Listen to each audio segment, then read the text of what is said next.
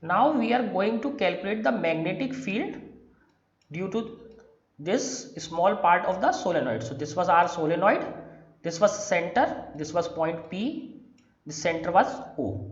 The distance between P and O was R, and we have taken a circular loop with very small thickness dx. The thickness of this loop is dx, the distance is x. So in the previous chapter, what we have seen, the magnetic field from a single loop, this magnetic field at a point P from a single loop. Okay, so in the previous chapter we have seen this distance was x, this radius of the loop was capital R, and this distance was r, small r. So how did we represent the magnetic field? dB is equal to mu naught, current is I, and radius square divided by 2, this x square plus r square to the power 3 by 2. Now in this case what we see, so dB, mu naught is same. Now again we have this same I, current is flowing. This time the radius is a, this time the radius is a. So we have put, instead of r we have put a square. Now this is only for one turn, this is only for a single turn, but how many turns we have? We have number of turns per unit length into length dx. So these are number of turns in this small area, not the total number of turns, number of turns in this small area. So we have multiplied by n dx, number of turns in this small area, dx into number of turns per unit length, because thickness or length is dx. Now if you see in the denominator 2 is here. Now instead of x, so if you compare here, the distance between center point and this point is x. If you see here, what is the distance? R, this total distance r minus x. So r minus x square, instead of x it is r minus x square. And what is the radius? Radius is a. So r minus x square plus a square to the power 3 by 2. Again see, mu naught is same, I is same, r is replaced by, now the radius is a, so a square. 2 is same, this x, previously it was x, now it is total distance between this loop and point P is r minus this small distance x.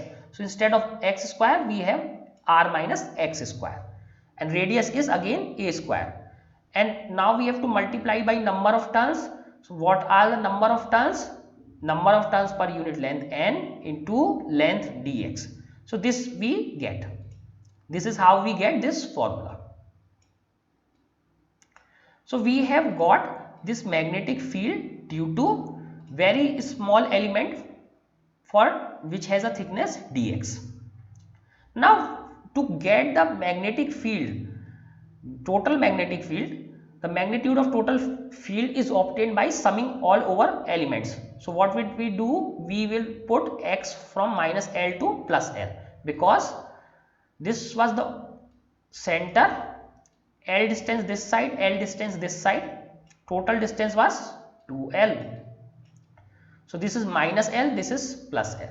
So we have to integrate from minus L to plus L, which is the total distance of this solenoid. So let us integrate. So what we can take out of this integral?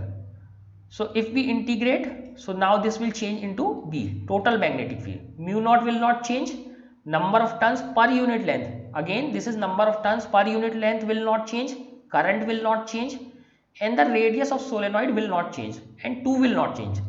These are the things that will not change. Now if what is remaining? Dx, x will change because previously we have this much thickness, very small thickness, now we are taking from very large to this much, minus L to plus L. So this will be in integration. Again this part will also be in integration because it has x, it has x. So these parts will remain in integration. Now this solving this integration is very difficult, this integration is solved very difficult. So what would we do? We take a very simple case when this r is larger than a and this r is also larger than the length of the solenoid. So what is the case? Suppose this is our solenoid, this is our solenoid. So the length is 2L and we have a point very far. We have a point very far. So this distance is r. This distance is r and this is the radius a. So here you can see that r is much greater than, very big in comparison to L, half of the length. This is L. Suppose this is 2L, this much is L. So we are taking a case when r is very large than L and r is also larger than radius of this solenoid. So we have taken two cases. This r or distance of the point is very huge in comparison to the length of the solenoid and radius of the solenoid. That means point is very far from the solenoid. So this is the special case. So in this case what will happen? So this is the term. Let us see this term. So r minus x square plus a square to the power 3 by 2. Again, so we were using this x is equal to minus L to plus L. As you know, what is the maximum value of x? Maximum value of x is L. This could be the maximum value on other side also L. But we have considered that this r is much larger than L. So we can neglect this x as well. So x goes to 0. Now again we have considered this r much larger than a. So this a also goes to 0. So what we have? R square to the power 3 by 2. This 2 and 2 cancels out. What we get? R cube. So here we can see this is nearly equal to r cube. Again this is nearly equal. This is not equal. This is nearly equal because we have assumed that point is very far. But in reality point cannot be very far. So let us solve this integration again. So when we put these values, what is the magnetic field now? Mu naught I a square and 2 this whole thing is replaced by r cube. So this r cubed, because the distance can also not be changed. This r, this x can be changed, but we have removed this to 0. This x was changing but we have removed, saying that this r is very large. So this r comes out of the integral. So what we have in the integral? Dx only. So what is the integral of dx? Minus L to plus L, minus L to plus L dx. So integration of dx is x and x from plus L to minus L to plus L. Now let us put the value. First the upper value plus L minus L lower value. So what we get? 2L. 2L. Integration is 2L. So this mu naught n I a square divided by 2r cube. 2r cube mu naught I a square and this integration is 2L. So what we get? Total magnetic field mu naught n I 2L a square upon 2r cube. This is the total magnetic field due to this solenoid. Now note that the magnitude of the magnetic moment of the solenoid. What is the magnetic moment? What is the magnetic moment? Magnetic moment is number of turns. You know this, it is NIA. So magnetic, what is the magnetic moment? M is equal to number of turns. What is the number of turns? N into total length. Now we are talking about total solenoid. N into total solenoid is 2L. I is remaining same. What is the area? Area is pi a square. Pi a square. This is M. So if we put this here, so what we get? So mu naught is same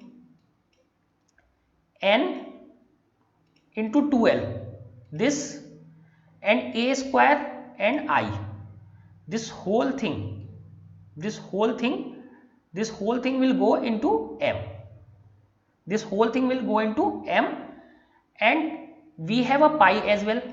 We have to multiply by 2 pi and divide by 2 pi. This whole thing will become, with pi will become M.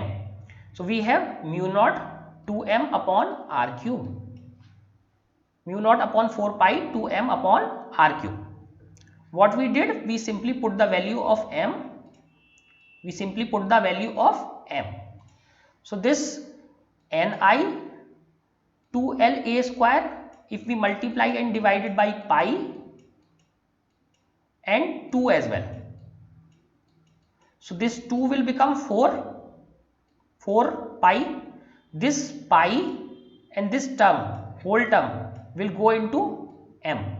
This whole term will become m. So mu naught 2m upon 4 pi r cube. This is also the far axial magnetic field of a bar magnet. So a similar field for a bar magnet was obtained experimentally. So we can see that a solenoid and a bar magnet are equivalent.